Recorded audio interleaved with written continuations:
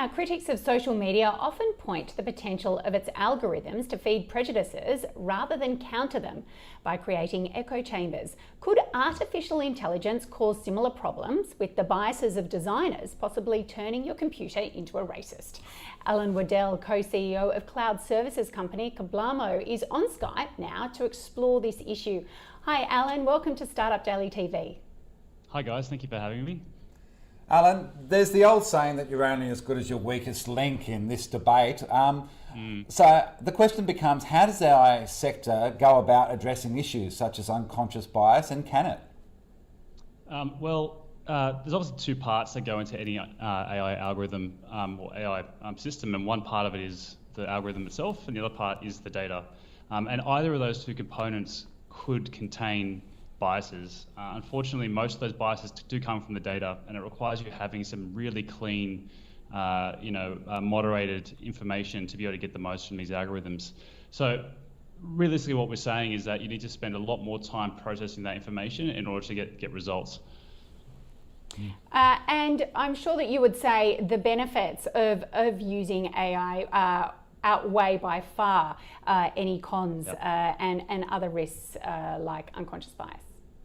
Yeah, absolutely. I think there's a movement at the moment that's being driven by fear, I think, about where we could end up without necessarily exploring the benefits of the technology. So I think it's very important that we try and utilize it as much as we can and sort of enable it to grow before we, inevitably we'll end up with legislation preventing use of this in a wide range of cases. So it's super important that we kind of allow this to flourish. I kind of think about this in terms of if you have your tinfoil hat on, people talk about the Terminator and the Judgment Day, etc. But I've always been a Terminator 2 fan, and always appreciate that the AI can be good. But a lot of the debate that's going on at the moment is about the Zuckernator and what's going on Facebook, and sort of where it's all sitting. Yeah. This is a big issue, and when you talk about legislation, by the time governments get around to dealing with it, the horse is not only bolted, but several paddocks across. Do you really? Yeah. Are we going to be able to self-police this and keep on top of it, or is it going to rip a little bit out of control? Look, I think it is going to rip a little bit out of control. What we're seeing in the US right now is the private companies who create the tech, so the big software vendors, Google, Microsoft, Amazon, and IBM, restricting certain parts of law enforcement to have access to their services. So without legislation describing specifically how data should, as we said in the earlier point, be cleansed and be kept, and how algorithms also need to be monitored, it's very dangerous to put carte blanche control of those technologies in uneducated hands. So you would agree with concerns about that risk?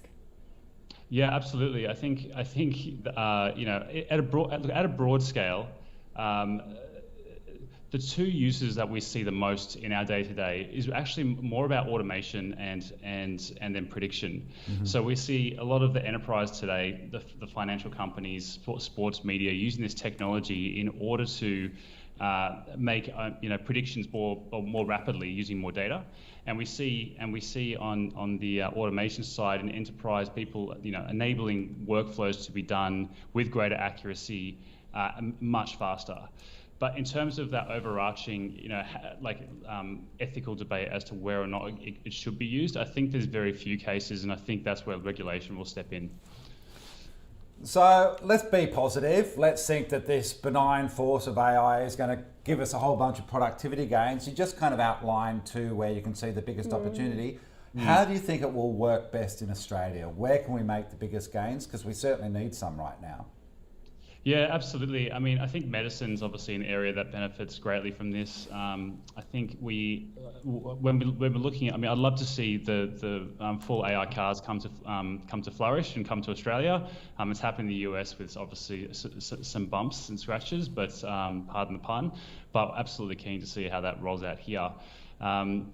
There's also, looking way down the path of where AI could go. I think, Elon Musk has a technology called Neuralink, which is actually a brain AI interface. Now that is, obviously years and years in the future, but very keen to see how that sort of technology evolves. And Allan, give us a quick update of how things are going at Kablamo. How have you gone over the past quarter, and what's your outlook from here till the end of the year? Yeah, absolutely. I think we're not seeing a huge amount of growth, in the market today. We're seeing it's quite flat. I mean, our business focuses on product development in the digital space, primarily on top of cloud. So we're seeing a continued passion and drive towards empowering, enterprise data, but it's not at the rate of knots we were seeing 6 months ago. It's definitely slowing down. Allan, great to join you today, sort of on our way through the matrix up to Skynet. It is a fascinating conversation. There is so much opportunity. You've got guys like Elon Musk who are building out these incredible opportunities in AI. I think it will just continue to get more and more interesting, and we'll keep talking to you about it. Thanks for your time today. Thanks, guys.